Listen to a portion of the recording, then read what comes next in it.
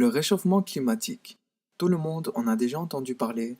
Mais c'est quoi? D'abord, parlons de l'effet de serre. La planète est en fait entourée d'une couche de gaz qui permet de retenir la chaleur du soleil. La vapeur d'eau, le dioxyde de carbone, le méthane, le protoxyde d'azote et l'ozone sont les principaux gaz qui constituent cette couche. C'est l'augmentation de ces gaz dans l'atmosphère qui provoque le réchauffement climatique.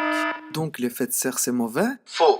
Car si ce phénomène naturel n'existerait pas, il ferait moins 18 degrés Celsius, ce qui ferait geler les océans, ce qui augmenterait notablement leur albédo, ou pouvoir réflecteur, pour faire chuter les températures à moins 100 degrés Celsius. Comment cela fonctionne? Lorsque la Terre est éclairée par le Soleil, sa surface réfléchit une partie du rayonnement qu'elle a reçu, sauf que les gaz à effet de serre retiennent une partie de ces rayonnements infrarouges émis par la Terre et lui renvoient, ce qui contribue à la réchauffer. Alors, où est-il le problème? Le problème du réchauffement climatique est que justement, le volume des gaz à effet de serre est en trop forte augmentation, ce qui accroît la température de la Terre. Cela peut se voir depuis la révolution industrielle. L'homme a progressivement déréglé cette mécanique naturelle à cause de la combustion du pétrole et du gaz, la déforestation, l'agriculture intensive.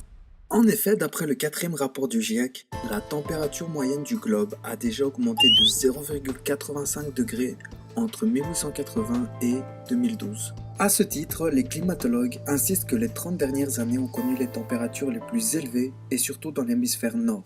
Depuis 1875, l'Arctique s'est réchauffé 2 fois plus vite que le reste de la planète. Ah oui, tu as bien entendu, 2 fois plus vite que le reste de la planète.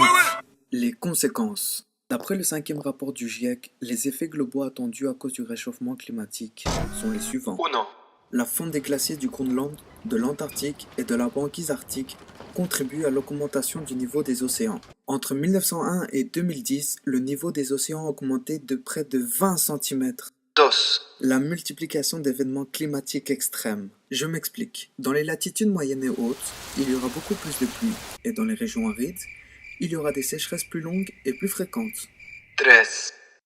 L'augmentation de certaines maladies allergiques, parasitaires et notamment hydriques. 4. L'un des effets les plus méconnus est l'acidification des océans. Le CO2 excédentaire se dissout dans les eaux de surface et les rend plus acides. Les coquillages et certains planctons qui constituent le socle de la chaîne alimentaire pourraient ne pas pouvoir s'y adapter. Leur disparition aurait un impact direct sur l'ensemble des espèces, l'homme compris.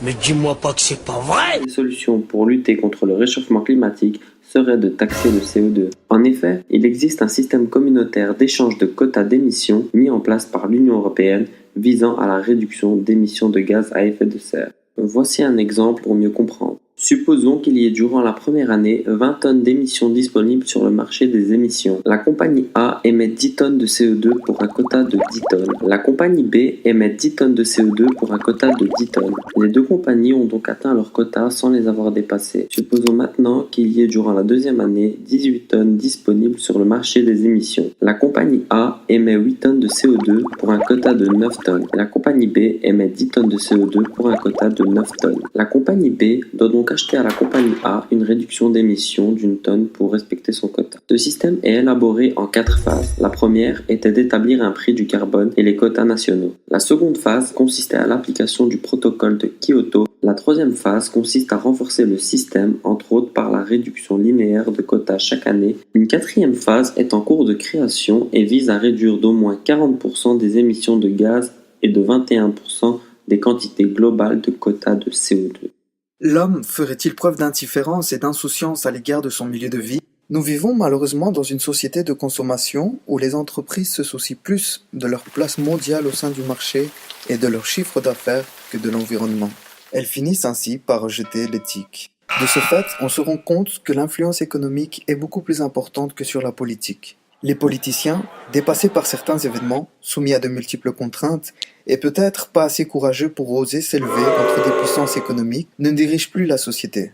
Cette disparition de la politique entraîne alors l'absence de vision à long terme. De plus, la société ne fait que se mouvoir inconsciemment sans direction précise, ce qui par conséquent, nous ne nous préoccupons plus des générations futures. Bref, l'homme est aujourd'hui considéré comme le principal responsable du changement climatique.